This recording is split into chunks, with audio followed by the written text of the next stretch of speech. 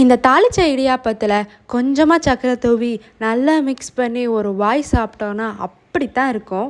எப்படியோ ரொம்ப நாளாக தேடின இந்த இடியாப்ப கட்டை என் கையில் கிடச்சிருச்சு. இடியாப்பம் சாப்பிட்டு ரொம்ப நாள் ஆயிடுச்சு. சரின்ட்டு இன்னைக்கு செய்ய ஆரம்பிச்சாச்சு.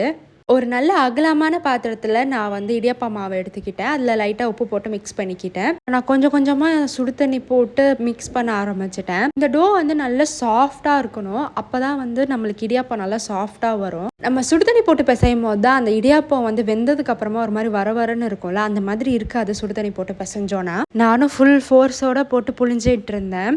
புழிஞ்சதுக்கு அப்புறமா நான் இட்லி சட்டியில் ஒரு 5 to 10 minutes நல்லா வேக விட்டுட்டேன். அது ஓப்பன் பண்ணி பார்த்தாலே நம்மளுக்கே தெரியும் அது வெந்துருச்சா இல்லையா அப்படின்ட்டு. அது ஒரு பிளேட்டில் நான் ட்ரான்ஸ்ஃபர் பண்ணி கொஞ்சமாக தண்ணி தொளிச்சு அந்த துணியில் எடுத்தேன். அப்போ தான் சுத்தமாக ஒட்டாமல் வரும். இந்த மாதிரி நான் ஒரு 4 தட்டு ஊற்றி எடுத்து வச்சுக்கிட்டேன்.